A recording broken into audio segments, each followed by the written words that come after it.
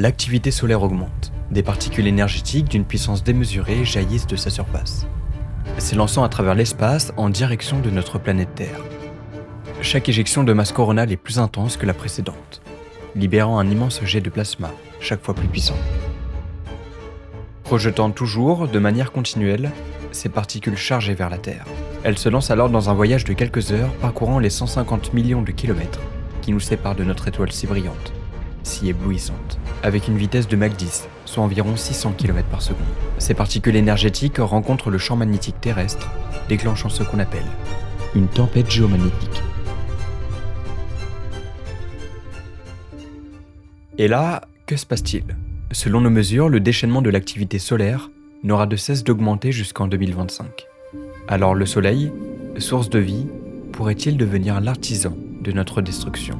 Le Soleil va-t-il détruire la Terre en 2025 ? C'est une question assez flippante en réalité. Le Soleil, qui a toujours été notre principale source lumineuse, celui qui a fait que la vie est apparue sur Terre, pourrait-il finalement la détruire ? On sait qu'il cessera de vivre d'ici 5 milliards d'années, lorsqu'il aura consommé tout son carburant principal, l'hydrogène. Mais actuellement, le Soleil est dans sa phase la plus stable de sa vie. Alors comment justifier une telle intensification de son activité ? Qu'en est-il réellement ? Est-ce qu'on risque quelque chose ? Et est-ce que c'est dangereux pour nous ? Pour le savoir, partons à 150 millions de kilomètres d'ici, rencontrer notre étoile.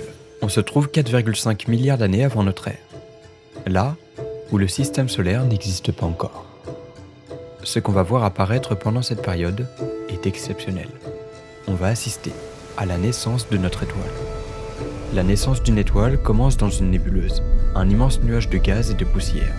Par fluctuation de densité, certaines régions de la nébuleuse vont se contracter sous l'effet de la gravité. Nécessairement, les particules entrent en contact et s'échauffent. La gravité devient plus forte dans cette région et tout se condense de plus en plus. La matière se densifie, la gravité augmente, attirant toujours plus de matière qui augmente la densité, qui augmente l'importance de la gravité. Un cercle vicieux qui va avoir pour cause de faire augmenter la température et la pression au centre même de cette région. Encore et encore. On assiste à la formation d'un nuage de gaz compact et chaud que l'on appelle protoétoile. La température monte en flèche et lorsqu'elle atteint les 15 millions de degrés Celsius, les atomes à l'intérieur s'excitent et vont se mettre à entrer en collision. Les atomes d'hydrogène fusionnent alors en atomes d'hélium et c'est le début de la fusion nucléaire. Il en résultera alors un rayonnement intense et une grande quantité d'énergie. Finalement, le Soleil est né et son temps de vie est déjà tout tracé. Il va vivre 10 milliards d'années. Et comme on le sait, c'est juste par rapport à sa masse. Le temps de vie d'une étoile dépend de sa masse. Plus la masse d'une étoile est importante, plus sa température est élevée, et plus elle va consommer rapidement son carburant nucléaire. On estime que les petites étoiles comme les naines rouges peuvent vivre jusqu'à 1000 milliards d'années. Les naines jaunes comme notre Soleil, qui représentent environ 10% des étoiles de la Voie lactée, elles vivraient jusqu'à 10 milliards d'années. Dans le cas extrême, nous avons les géantes bleues dont la masse peut être 10 fois plus importante que notre Soleil. Elles auraient une température de surface de près de 20 000 degrés Celsius, contre un peu moins de 6 000 pour notre étoile. À cause de leur température, elles vivraient seulement entre 20 et 200 millions d'années maximum. Cette différence de masse entre les étoiles, elle va dépendre de la quantité de matière qui était présente autour de la protoétoile au moment de sa formation. Mais cette masse ne va pas seulement jouer un rôle dans la durée de vie de l'étoile, mais aussi dans sa mort. La mort d'une étoile est un processus complexe. Les naines jaunes et les géantes bleues ne vont pas avoir le même destin funeste. Prenons par exemple deux cas intéressants. Les étoiles de masse semblable au Soleil mourront pour former une naine blanche. Je m'explique. Au cours de leur vie, les naines jaunes vont brûler de l'hydrogène dans leur noyau. Et une fois que tout l'hydrogène a été consommé, elles vont se mettre à brûler de l'hélium. Et c'est là qu'elles vont commencer à gonfler, consommant toujours plus d'hélium et en faisant ça, elles s'épuisent de plus en plus. Étant donné que leur masse n'est pas suffisante pour continuer leur fusion nucléaire, elles vont se mettre à expulser leur gaz dans le milieu interstellaire, laissant seulement le noyau qui lui s'est contracté sous l'effet de la gravité, donnant alors une naine blanche qui continuera de refroidir au fil des milliards d'années.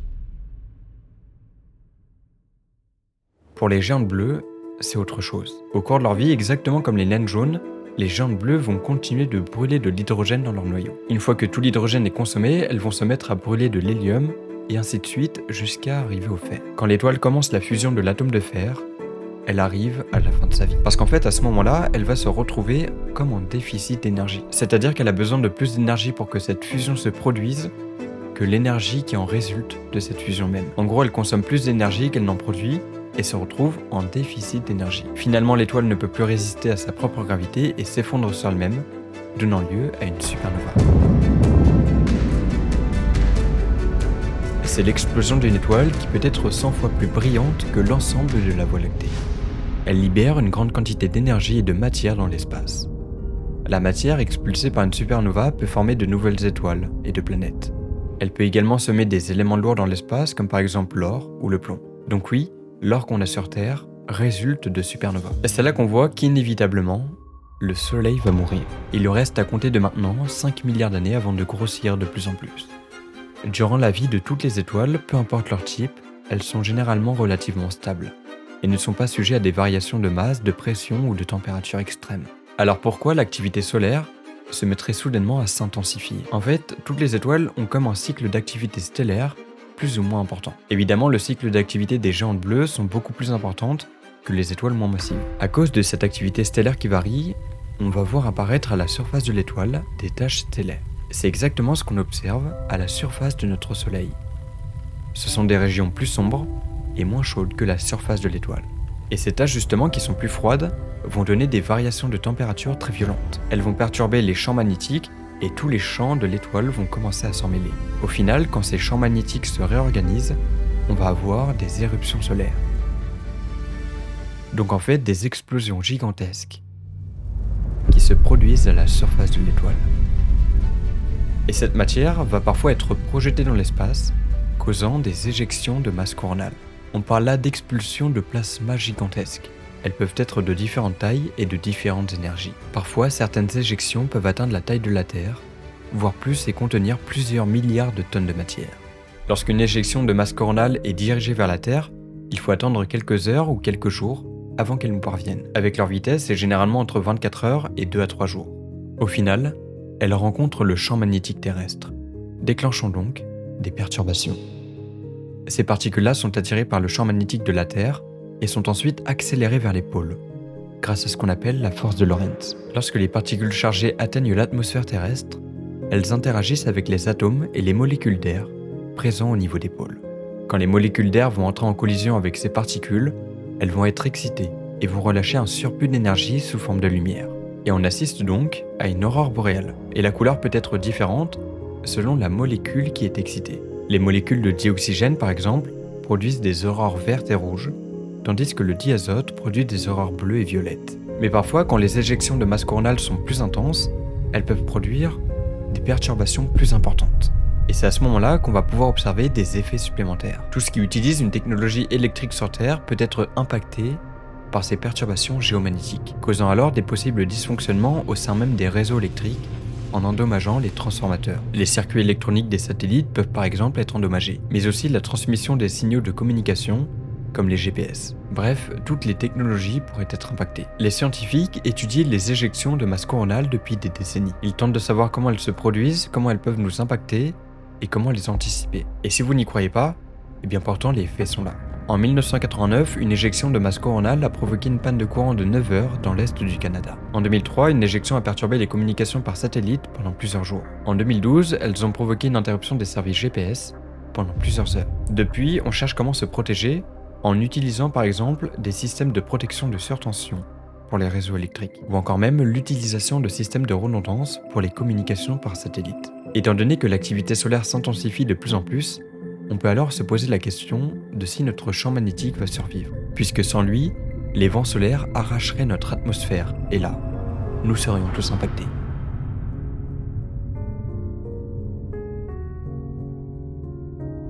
Alors, qu'en est-il concrètement? L'activité solaire, c'est l'ensemble des phénomènes qui se produisent sur notre Soleil. Ça comprend les taches solaires, les éruptions solaires et les éjections de masse coronale. Cette activité-là est cyclique et elle dure 11 années. Au cours d'une activité solaire, le nombre de taches présentes en surface du Soleil augmente puis diminue de manière régulière. Et donc, le nombre d'éruptions solaires et d'éjections de masse coronale est parfois plus importante et parfois moins importante. Et donc, c'est pour ça que tous les 11 ans, on a un pic d'activité solaire. Les derniers ont eu lieu en 2003, en 2014 et le prochain a lieu en 2025. S'il y a eu des pics de manière régulière tous les 11 ans, c'est pas pour rien.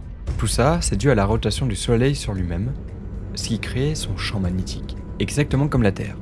C'est parce qu'elle tourne sur elle-même qu'elle a un champ magnétique.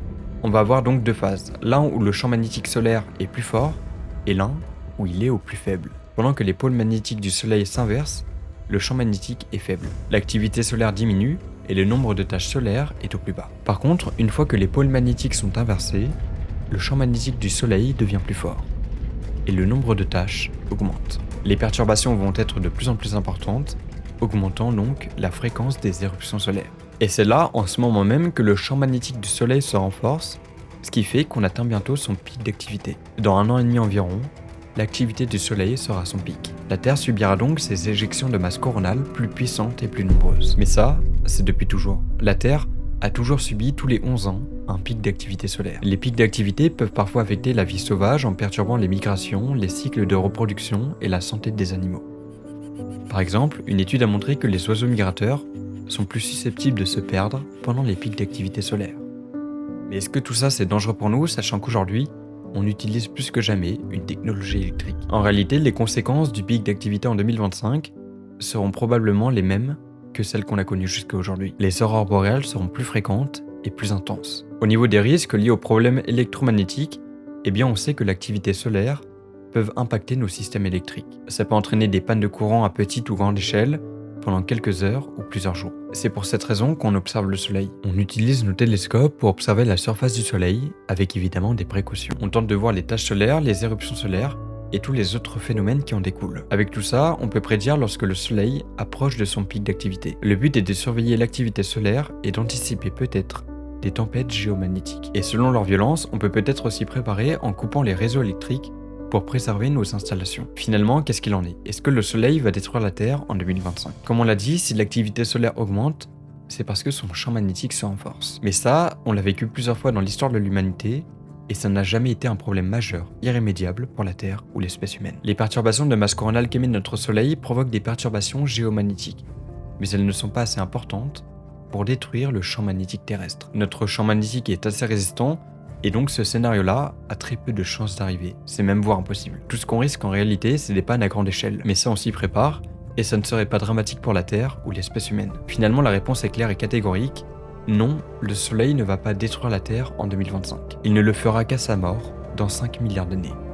Mais d'ici là, on sera clairement tous morts, à moins que l'espèce humaine ne parvienne à vivre jusqu'à 5 milliards d'années. Mais honnêtement, j'en doute fortement. Après ça, c'est mon avis. Et si tu veux savoir en tout cas s'il existe une autre forme de vie dans l'univers et où est-ce qu'elle se trouve, je te laisse aller voir cette vidéo-là. Merci en tout cas d'avoir suivi cette vidéo, j'espère qu'elle vous aura plu. C'était The Brolos. Bye.